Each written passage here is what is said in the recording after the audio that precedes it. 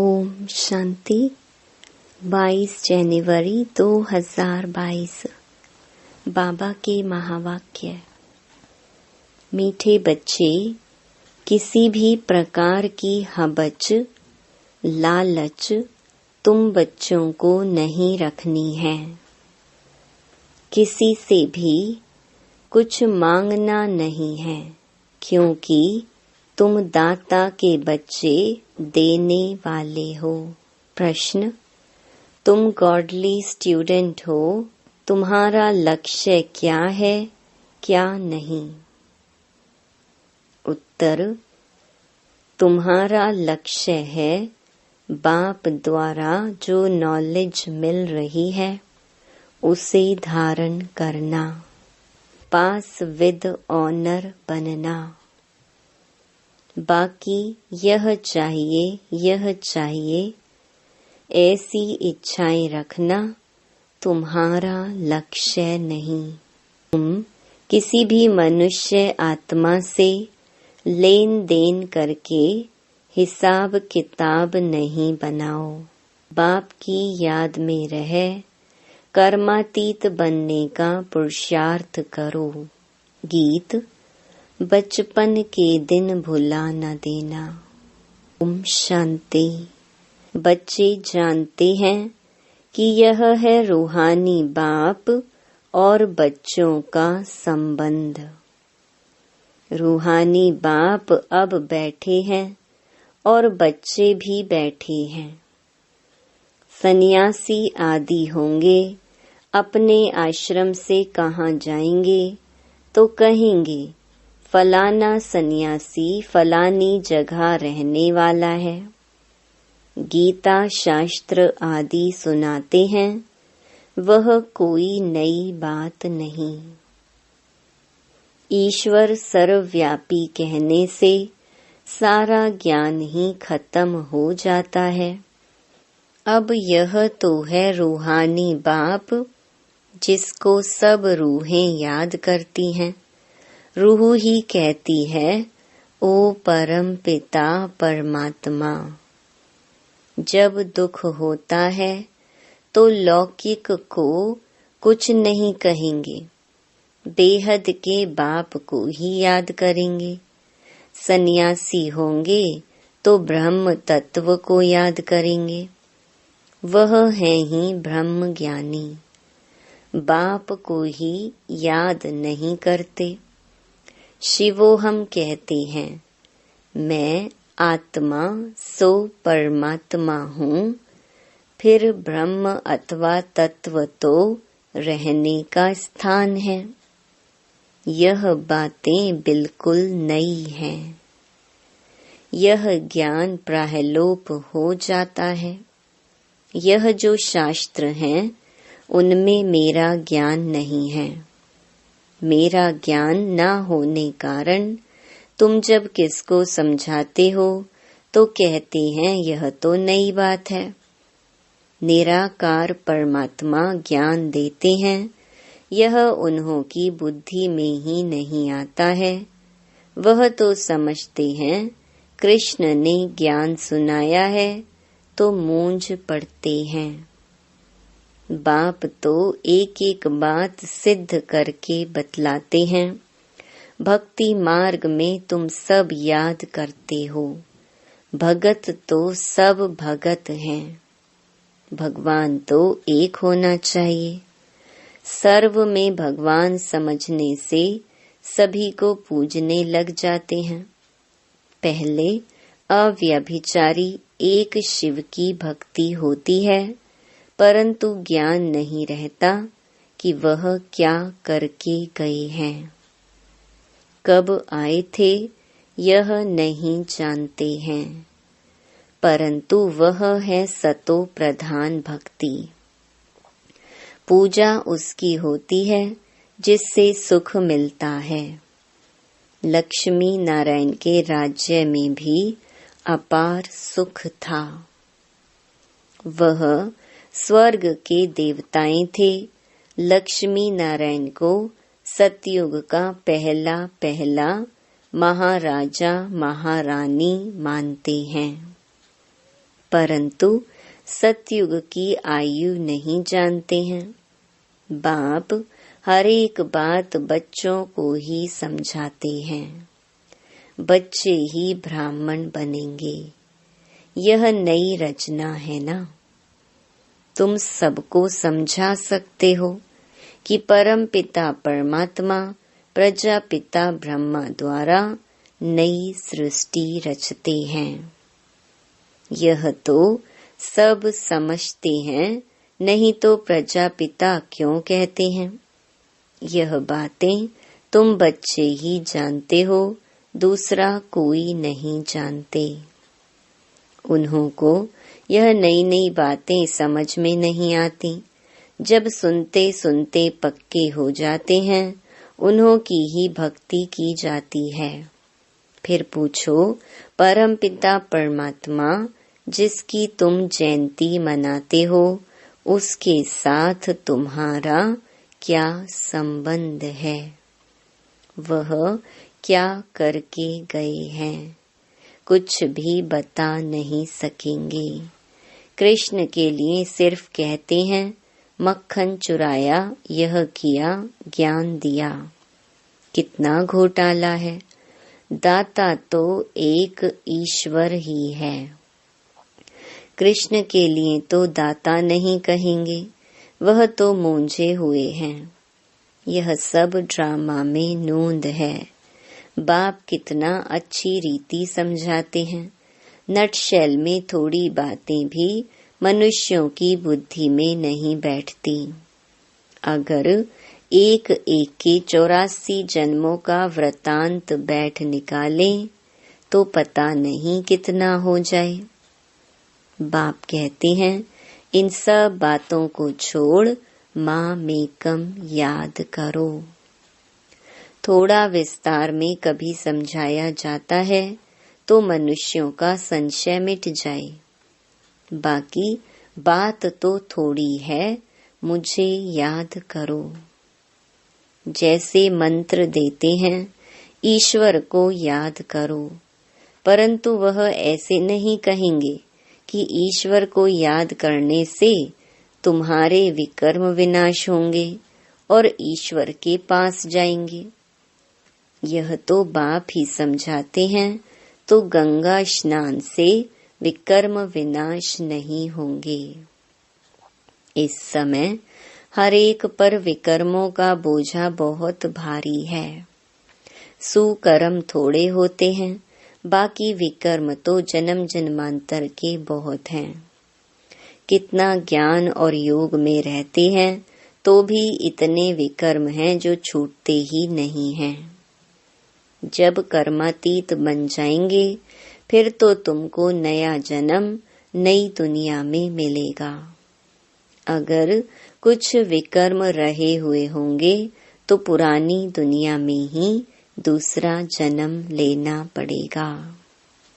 ज्ञान तो बच्चों को बहुत अच्छा मिल रहा है। बाप कहते हैं, और कुछ नहीं समझते हो तो बाप को याद करो। इससे भी सेकंड में स्वर्ग की बादशाही मिल जाएगी। एक कहानी भी है खुदा दोस्त की। एक रोज के लिए बादशाही देते थे। अब तुम जानते हो, बाबा ही त्वमेव माताश्च पिता बंधु सखा हो गया, तो खुदा दोस्त हुआ ना। अल्लाह अवलदीन खुदा दोस्त, यह सब बातें इस समय की हैं। बाबा तुम्हें एक सेकंड में स्वर्ग की बादशाही देते हैं। बच्चियां जब ध्यान में जाती थीं तो वहाँ प्रिंस प्रिंसेस बन जाती थीं। वहाँ के सब समाचार आकर सुनाती थीं। तुम बाप को अब जानते हो। सब कहते हैं हेवनली गॉड फादर। जरूर नई दुनिया स्वर्ग ही रचेंगे। भारत ही गोल्डन एज था। उस समय और कोई धर्म नहीं था। क्रिश्चियन भी कहते हैं क्राइस्ट से 3000 वर्ष पहले भारत स्वर्ग था, जहाँ लक्ष्मी नारायण राज्य करते थे, इसलिए पूछते हैं इन्हों को यह वर्षा कहाँ से मिला। भारतवासियों का इनसे क्या संबंध है। स्वर्ग के मालिक पहले यह थे, अब तो नरक है, यह कहाँ गई। जन्म मरण को तो मानते हैं ना। आत्मा जन्म मरण में आती है तब तो 84 जन्म लेंगे, नहीं तो कैसे लेंगे। दुनिया में अनेक मत हैं, कोई पुनर्जन्म को मानते हैं, कोई नहीं मानते हैं।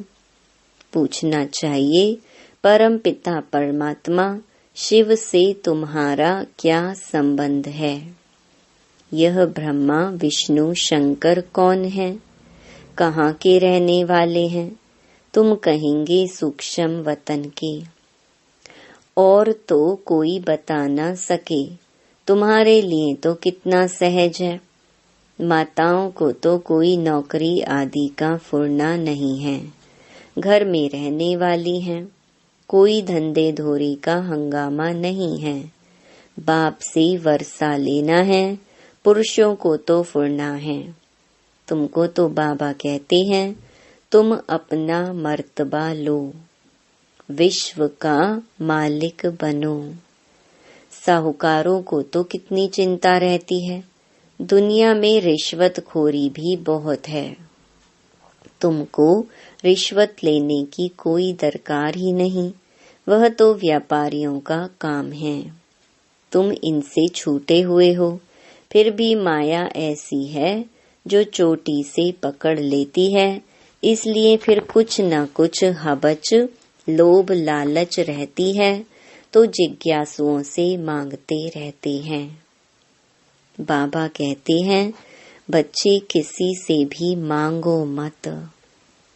तुम दाता के बच्चे हो ना, तुमको देना है ना कि मांगना है। तुमको जो कुछ चाहिए शिव बाबा से मिल सकता है, और कोई से लेंगे तो उनकी याद रहेगी। हर एक चीज शिव बाबा से लेंगे तो शिव बाबा तुमको घड़ी घड़ी याद पड़ेगा। शिव बाबा कहते हैं तुम्हारे लेन देन का हिसाब मेरे साथ है। यह ब्रह्मा तो बीच में दलाल है, देने वाला मैं हूँ। मेरे से तुम कनेक्शन रखो थ्रू ब्रह्मा। कोई भी चीज औरों से लेंगे तो तुमको उनकी याद आएगी और तुम व्यभिचारी बन जाएंगे। शिव बाबा के भंडारे से तुम चीजें ले लो और किसी से मांगो मत, नहीं तो देने वाले को नुकसान पड़ता है, क्योंकि उसने शिव बाबा की भंडारी में नहीं दिया। देना चाहिए शिव बाबा की भंडारी में। मनुष्य से लेन देन का कनेक्शन तो बहुत समय रखा, अब तुम्हारा कनेक्शन डायरेक्ट शिव बाबा से है। लेकिन बाबा जानते हैं बच्चों में लोभ का भूत है। कई बच्चे कहते हैं हमने शिव बाबा को देखा नहीं है। अरे तुम अपने को देखते हो, तुमको अपनी आत्मा का साक्षात्कार हुआ है, जो कहते हो हमको शिव बाबा का साक्षात्कार हो। तुम जानते हो हमारी आत्मा भ्रकुटी के बीच में रहती है, शिव बाबा भी भ्रकुटी के बीच में ही होगा। तुम जानते हो आत्मा एक शरीर छोड़ दूसरा लेती है। किस समय आत्मा का साक्षात्कार हो भी सकता है। आत्मा स्टार है, साक्षात्कार भी दिव्य दृष्टि से ही होगा। अच्छा कृष्ण की तुम भक्ति करो, साक्षात्कार हो सकता है, फिर फायदा क्या। परमात्मा का भी साक्षात्कार हुआ, फायदा क्या। फिर भी तुमको तो पढ़ना है ना।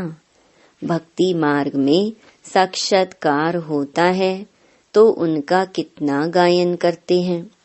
परंतु मिलता कुछ भी नहीं है। शिव बाबा है ज्ञान का सागर। ब्रह्मा को तो ज्ञान का सागर नहीं कहेंगे ना। ब्रह्मा को भी उनसे ज्ञान मिलता है।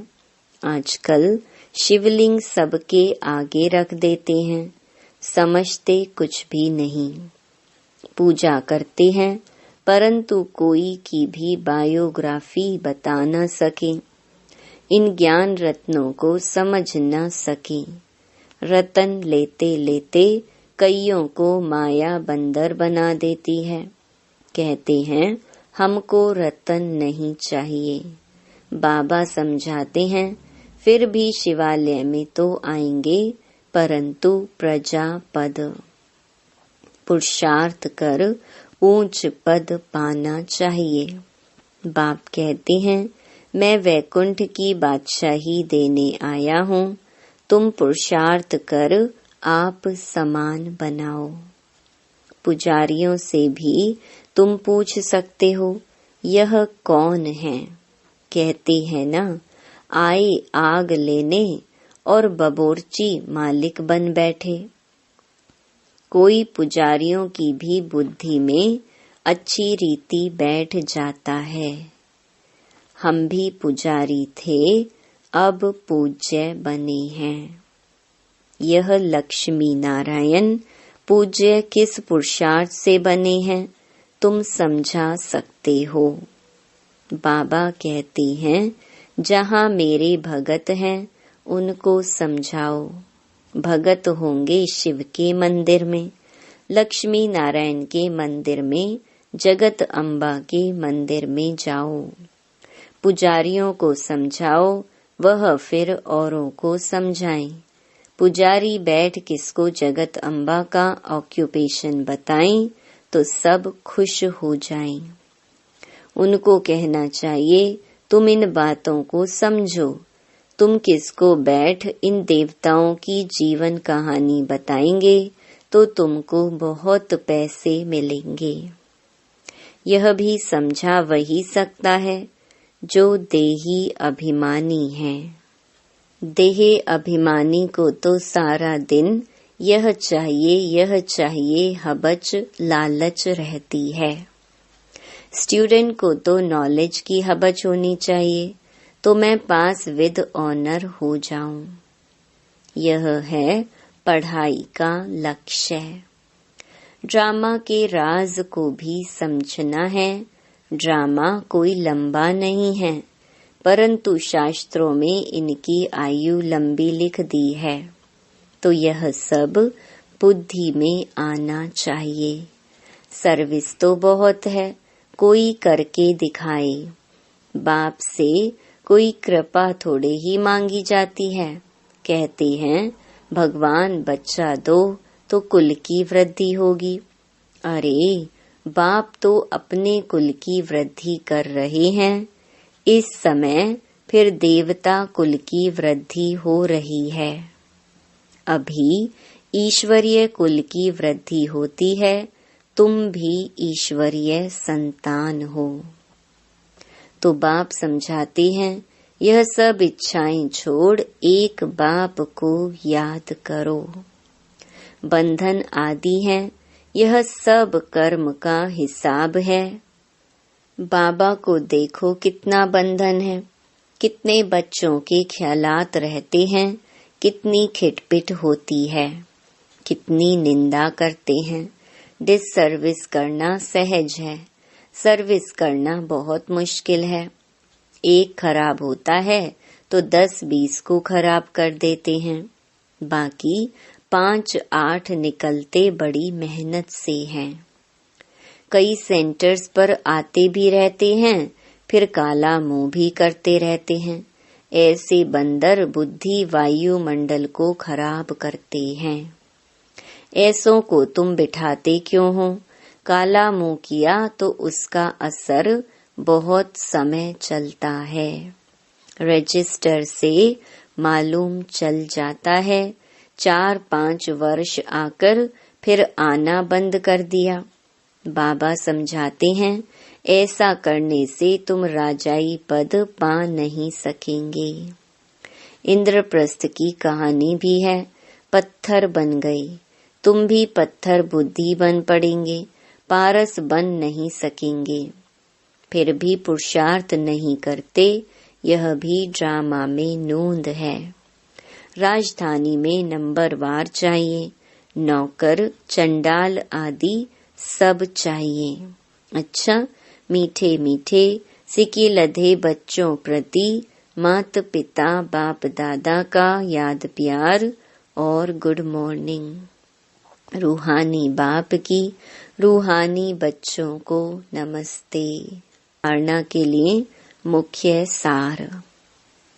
पहला, लौकिक सब इच्छाएं छोड़ ईश्वरीय कुल की वृद्धि करने में मददगार बनना है। कोई भी डिसर्विस का काम नहीं करना है। दूसरा, लेन देन का कनेक्शन एक बाप से रखना है, किसी देहधारी से नहीं। दान, चारों ओर की हलचल के समय अव्यक्त स्थिति व अशरीरी बनने के अभ्यास द्वारा विजयी भव। लास्ट समय में चारों ओर व्यक्तियों का प्रकृति का हलचल और आवाज होगा। चिल्लाने का, हिलाने का वायुमंडल होगा। ऐसे समय पर सेकंड में अव्यक्त फरिश्ता सो निराकारी अशरीरी आत्मा हूँ, यह अभ्यास ही विजयी बनाएगा। इसलिए बहुत समय का अभ्यास हो कि मालिक बन जब चाहे मुख द्वारा साज बजाएं, चाहे तो कानों द्वारा सुने, अगर नहीं चाहे तो सेकंड में स्टॉप। यही अभ्यास सिमरनी अर्थात विजय माला में ले आएगा। स्लोगन, पुरुषार्थ को तीव्र करना है तो अलबेलेपन के लूज स्क्रू को टाइट करो। स्थिति का अनुभव। आदिकाल अमृत वेले अपने दिल में परमात्मा प्यार को संपूर्ण रूप से धारण कर लो। अगर दिल में परमात्मा प्यार, परमात्मा शक्तियाँ, परमात्मा ज्ञान फुल होगा तो कभी और किसी भी तरफ लगाव या स्नेह जा नहीं सकता। ओम शांति।